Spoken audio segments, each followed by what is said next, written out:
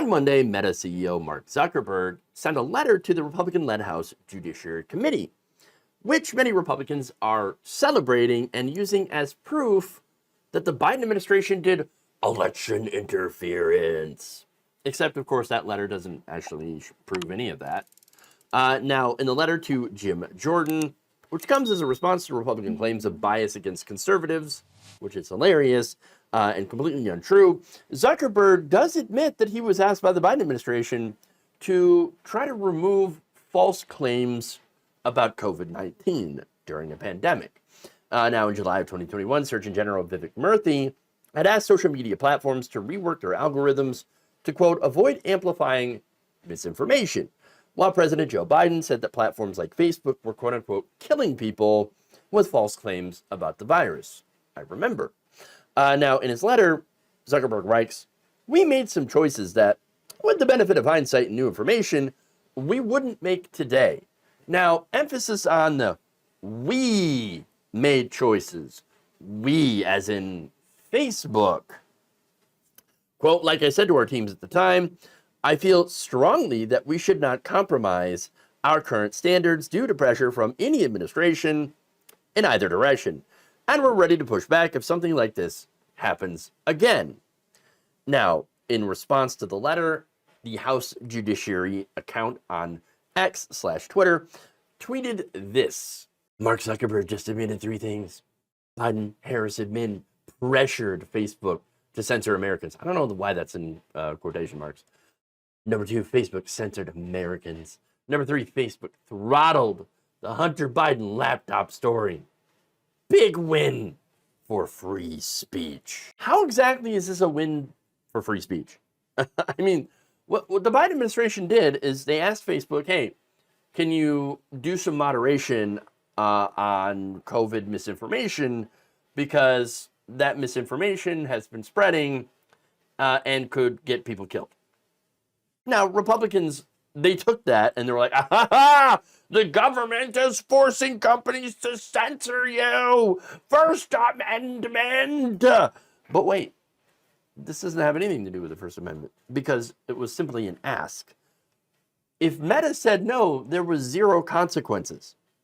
The government could be like, the government could ask them and Facebook or Meta, whatever, could be like, yeah, how about no, go F off, right? We're not going to do that. Okay, and then the government just be like, oh, golly gee, that sucks. That's it. That's what happened. They're a private corporation, okay? Meta is a private corporation. Twitter's a private corporation. When you sign up for an account, you agree to the terms of service, which include the termination of your account if they choose to do so, or having your posts removed. That's what you signed up for. That's what you signed up for, okay? So, yes, you click that terms of service. That's it. That's it. They have the power to be able to do so. So, if you make a post that is against their terms of service, then, yeah, they can take it down. Is that a violation of your free speech? No, because Facebook isn't the government. I'm sorry, but you do not have a First Amendment right to a Facebook account. All right? And by the way, that's not me saying this. This is a very conservative Supreme Court that had ruled the Biden administration was not violating the Constitution by asking Facebook to moderate content. That's it. And so Zuckerberg writes in his letter, ultimately it was our decision whether or not to take content down, and we own our decisions. Yes, that's true. Now, Facebook also, in the letter, Zuckerberg said that Facebook temporarily reduced the reach of the New York Post story about Hunter's laptop. So it's a Hunter Biden laptop story. Now, the FBI is like, hey, be careful. There's Russian misinformation. Okay, we think that there's Russian disinformation that is being spread via your platform. Just keep an eye out for it, right? If you keep an eye out for it, and if you see some, we would really like it. We'd really appreciate it if you would limit the reach. And so that's what Facebook did, right? So now Facebook is like, you know what? We shouldn't have done that. Because it turns out there was some truth to the Hunter Biden laptop story, that it actually was a laptop and it did contain some things. For example, naked pictures of Hunter Biden. Is there anything in there that's necessarily criminal?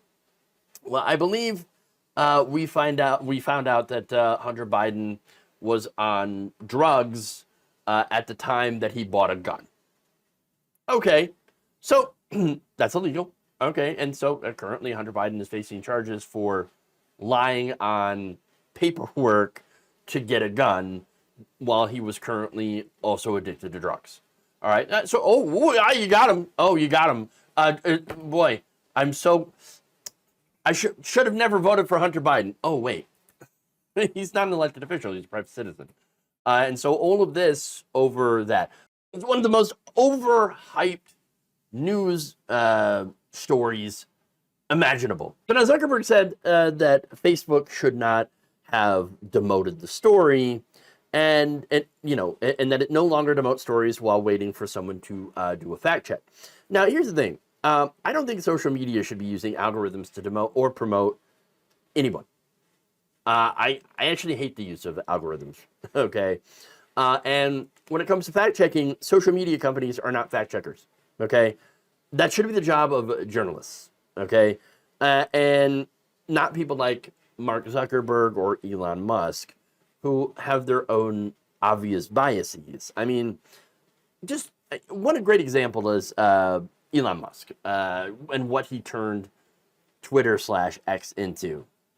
That's basically now his own personal platform where he promotes conspiracy theories to millions of followers and has rejiggered the algorithm to promote conspiracy theories, to promote people who are massively right-wing.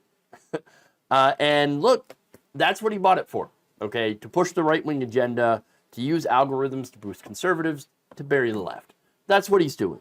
That's why I don't like it. I miss the days of algorithm-free social media where you actually, see everything. Yeah, sure, you'll see some bad ideas, you'll see some bad actors, you'll see some falsehoods, but if they're against the terms of service, then you should get rid of them. Now, I also miss being able to push back on those ideas and have your, pushback not get buried by an algorithm. It's frustrating. Nowadays, I feel like the truth often gets buried because of those algorithms, and they too often push misinformation, and that is designed to rile people up for engagement. Because at the end of the day, these social media companies are about one thing: making money through engagement, through the selling of ads. And so the more you engage with a certain content creator or certain types of content, the more it gets shown to you, and the more ads get jammed into it. That's kind of how the business side of this works. It's a real problem.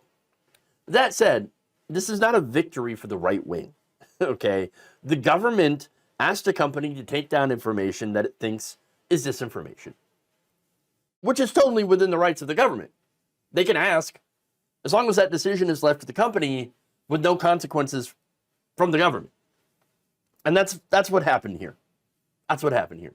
So Republicans, if you're celebrating this, you are celebrating a complete nothing burger and a complete waste of time and money by Jim Jordan's inept Judiciary Committee looking for social media bias against conservatives that never actually existed.